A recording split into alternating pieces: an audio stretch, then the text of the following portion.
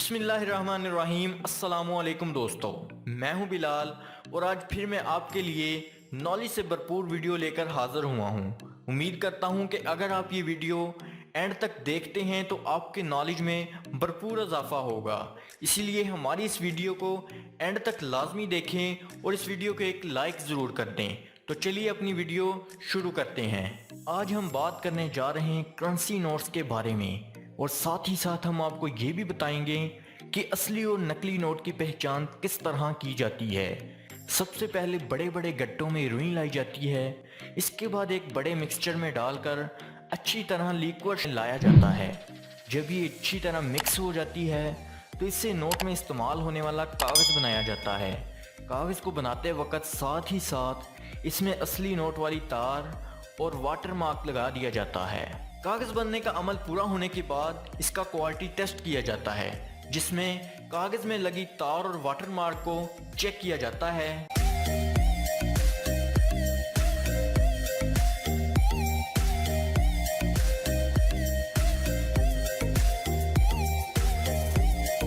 जिसके बाद बारी आती है इस कागज़ के रोल को काटने की। काटने के बाद कागज़ को रोलर में लगाकर इसमें एक हेलोग्राम स्ट्रिप लगाई जाती है। ये स्ट्रिप हर नोट में इस्तेमाल होती है क्योंकि इस स्ट्रिप में वाटर मार्क लगा होता है। स्ट्रिप लगाने के बाद इसे कंप्यूटर के जरिए चेक किया जाता है कि क्या स्ट्रिप वाज़ेह दिखाई देती है। इस सारे अमल के बाद पेपर एक दफ़ा फिर क्वालिटी टेस्टर के पास आ जाता है, जो दोबारा अच्छी तरह चेक करता है।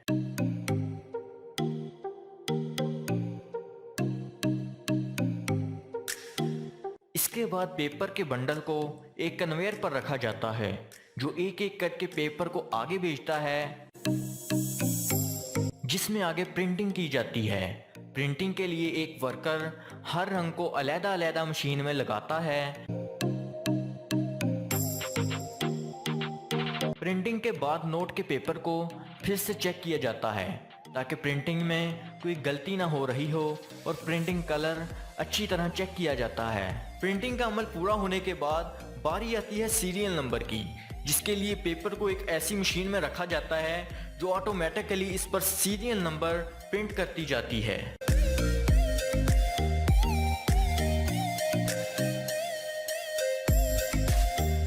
सीरियल नंबर प्रिंट करने के बाद पेपर को चेक किया जाता है कि कोई भी नंबर एक जैसा ना हो।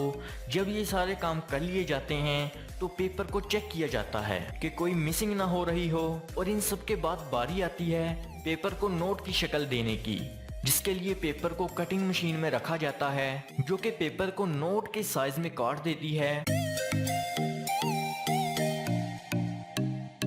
आखिर में नोट्स को काउंट करके कॉपीज बना ली जाती हैं और इसे पैक करके बैंक्स में भेज दिया जाता है।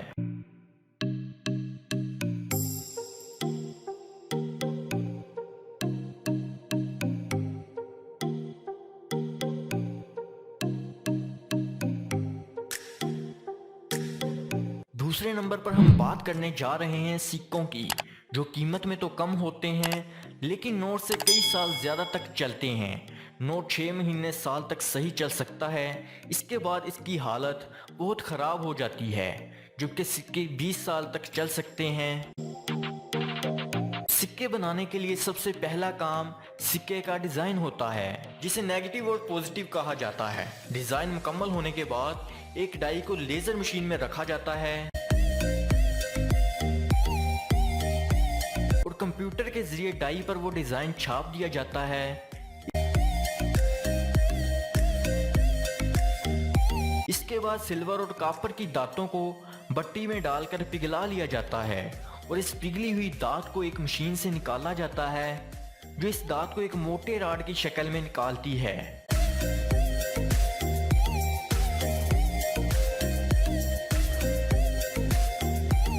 इसके बाद राड को कंप्रेसर मशीन में डालकर बारीक सिक्के की मोटाई के बराबर कर लिया जाता है।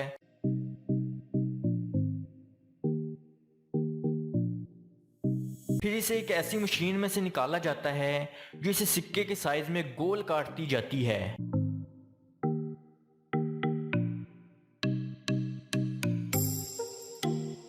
ये मशीन 1 मिनट में हजारों सिक्के तैयार कर लेती है। इसके बाद इन सिक्कों को एक कन्वेयर में डालकर आगे भेजा जाता है।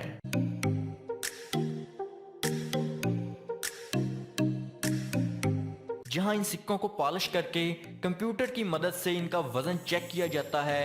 इसके बाद बारी आती है इन सिक्कों पर स्टैंप्स लगाने की। इसके लिए हैवी मशीन्स इस्तेमाल की जाती हैं, जिनमें पहले से ही बनाई गई डाइज लगाई जाती हैं, जो कि प्रेस करने पर सिक्के पर इसका डिज़ाइन छाप देती हैं। इस मशीन की 2 डाइज होती हैं, एक सिक्के की सीधी साइड पर लगाई जाती है और दूसरी उल्टी साइड पर। इसके बाद सिक्के का क्वालिटी टेस्ट करके ये चेक किया जाता है कि सिक्के के डिज़ाइन में कोई खामी तो नहीं रह गई। साथ ही इसके किनारे भी अच्छी तरह चेक किए जाते हैं और मुकम्मल होने के बाद इन्हें बैंक में भेज दिया जाता है और बैंक आगे आम लोगों तक पहुंचाता है। अगर आप मज़ीद इस तरह की अच्छी वीडियो देखना चाहते हैं तो हमारे चैनल को सब्सक्राइब कीजिएगा और बेल के आइकन को ज़रूर दबा दीजिए, ताकि हर न्यू आने वाली वीडियोस आप देख सकें सबसे पहले। अल्लाह हाफिज़।